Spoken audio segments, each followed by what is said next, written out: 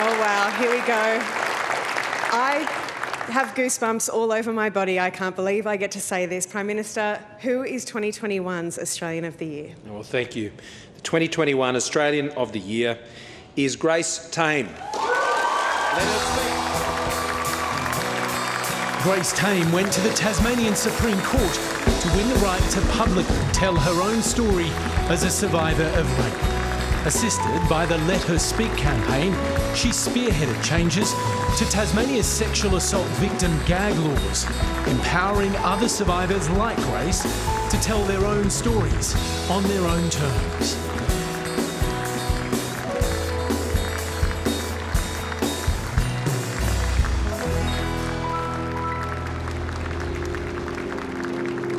Tasmanian laws prevented her from ever sharing her experiences. Grace Tame had to fight to share her story of sexual abuse. Bravery and the strength of Grace Tame and people like her. There are gaps in our collective understanding in relation to the insidious process of child grooming and also the importance of speaking out.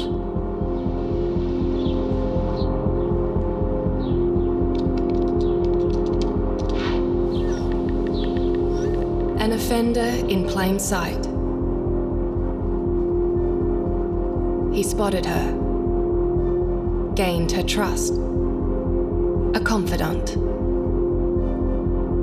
He gave her special treatment in situations of isolation, a key to his office. He isolated her from others. His intentions became clear. The rapes began. The abuse began. The crimes began.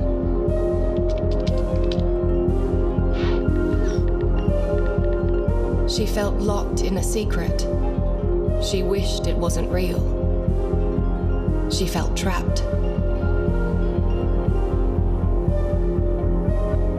She had a lot to say, but had no voice. Perpetrators thrive on that silence.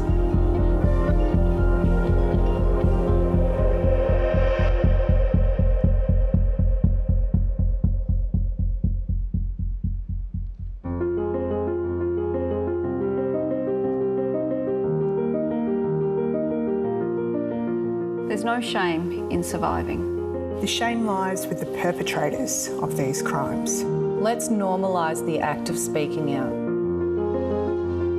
Our voice empowers us to determine our own future.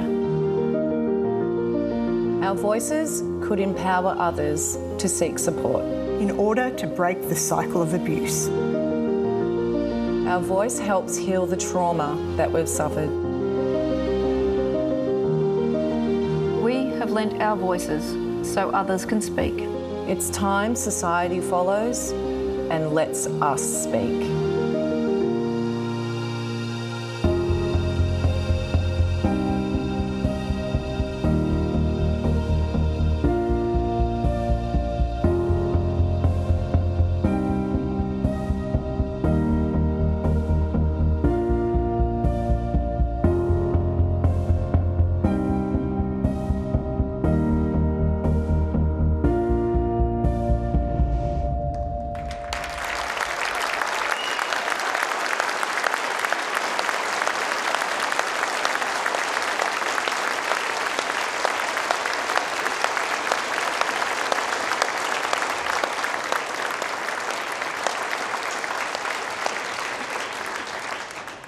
Straight to the pool room.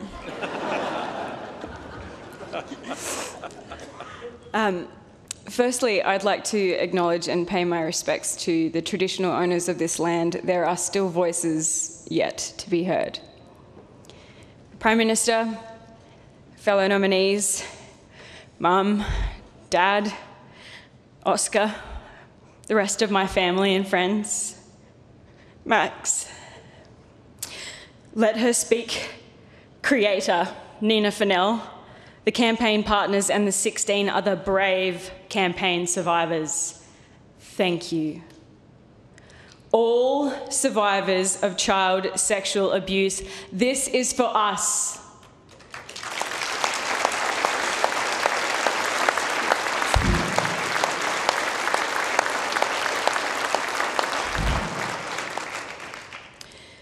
I lost my virginity to a pedophile. I was 15, anorexic. He was 58. He was my teacher. For months he groomed me and then abused me almost every day. Before school, after school, in my uniform, on the floor. I didn't know who I was. Publicly, he described his crimes as awesome and enviable. Publicly, I was silenced by law. Not anymore. Australia, we've come a long way, but there's still more work to do in a lot of areas. Child sexual abuse and cultures that enable it still exist. Grooming and its lasting impacts are not widely understood. Predators manipulate all of us, family, friends, colleagues, strangers, in every class, culture, and community. They thrive when we fight amongst ourselves and weaponize all of our vulnerabilities. Trauma does not discriminate, nor does it end when the abuse itself does. First Nations people, people with disabilities, the LGBTQI community, and other marginalised groups face even greater barriers to justice. Every voice matters. Just as the impacts of evil are borne by all of us, so too are solutions born of all of us. I was abused by a male teacher, but one of the first people I told was also a male teacher, and he believed me. This year and beyond, my focus is on empowering survivors and education as a primary means of prevention. It starts with conversation. We're all welcome at this table. Communication breeds understanding, and understanding is the foundation of progress. Lived experience informs structural and social change. When we share, we heal. Yes, discussion of child sexual abuse is uncomfortable, but nothing is more uncomfortable than the abuse itself. So let us redirect this discomfort to where it belongs, at the feet of perpetrators of these crimes. Together, we can redefine what it means to be a survivor. Together, we can end child sexual abuse. Survivors, be proud. Our voices are changing history. 11 years ago, I was in hospital, anorexic, with atrophied muscles. I struggled to walk. Last year, I won a marathon. We do transform as individuals, and we do transform as a community. When I first reported, I was shamed and ridiculed by some. But now my truth is helping to reconnect us. I know who I am. I'm a survivor. A proud Tasmanian.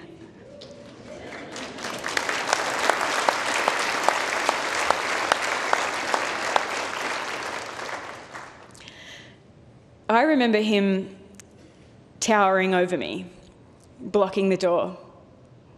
I remember him saying, "Don't tell anybody." I remember him saying, "Don't make a sound." Well, hear me now. Using my voice amongst a growing chorus of voices that will not be silenced. Let's make some noise, Australia!